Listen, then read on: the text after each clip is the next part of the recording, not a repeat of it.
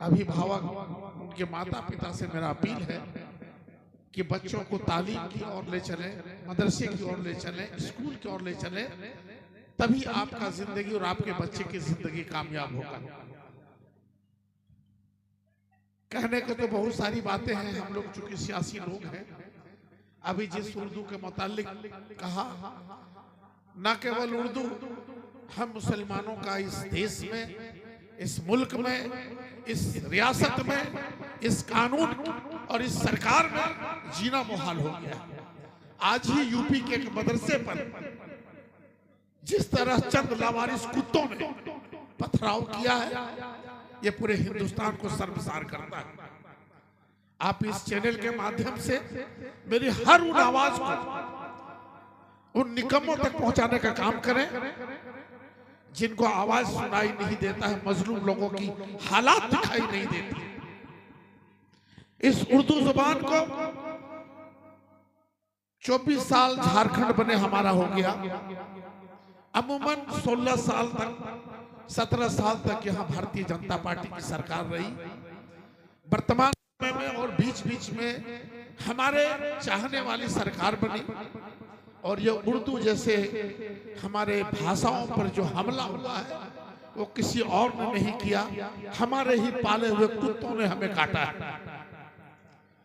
इसीलिए पाक परवरदिगार ऐसे लोगों को कभी नहीं माफ करेगा जो एहसान फरामूश होगा, ऐसे लोगों को कभी नहीं बख्शेगा जो पीठ पे हमला करता है।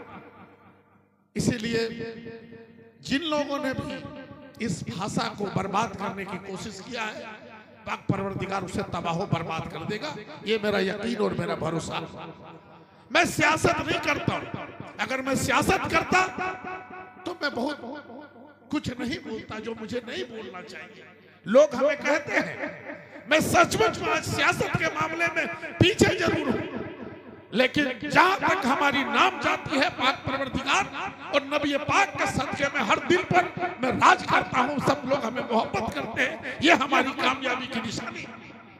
और मैं ऐसा ही कामयाब बनना चाहता हूं। मुझे बहुत बड़ा एमएलए एमपी नहीं बनना, लेकिन अपनी कौम, अपने लोग, अपने दबे कुचले लोगों की आवाज में बनना चाहता हूं। जो आप सोचते हैं, मैं उस बातों को लेकर सड़कों पे जाता हूं और चिल्लाता हूं, ताकि हमें अपने दिलो दिमाग में मिलाल आ जाए कि हम किसी गरीब की आवाज लेकर मैं किसी चौक चौराहे पर खड़ा होकर चिल्ला तो रहा। दोस्तों, सियासत अलग चीज है और सियासत में ही दुनियावी हालात बदली जा सकती है। सियासत को बहुत बारीकी से देखने की जरूरत है।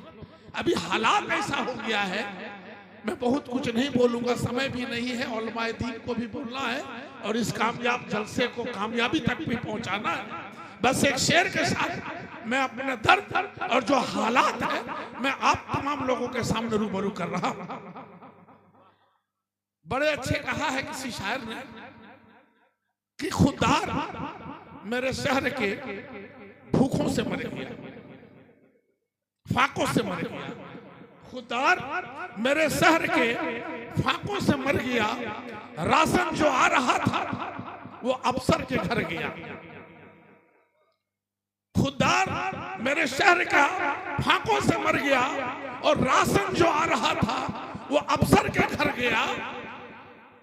रोटी अमीर शहर के कुत्तों में बट गई, रोटी अमीर शहर के कुत्तों में बट गई, फाका गरीब शहर के बच्चों में बट गया।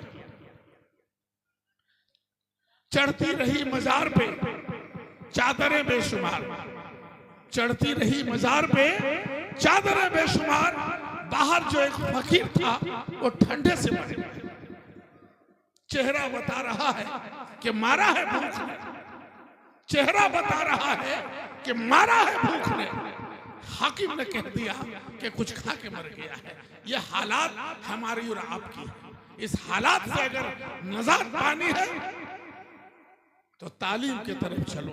ये तालीम ही एक ऐसी ताकत है कि आप पहाड़ को भी राई बना सकते हो और राई को भी पहाड़ बना सकते हो। इंशाअल्लाह अज़ीज़ इस पाक महीने के सदक़े में हम तमाम मुसलमानों को तौफीक दे कि हम अपने बच्चों को पढ़ाएं, दीन के रास्ते पर चलें, नमाज रोजे का पाबंद पढ़ें और अपनी दीनी खिदमत करें।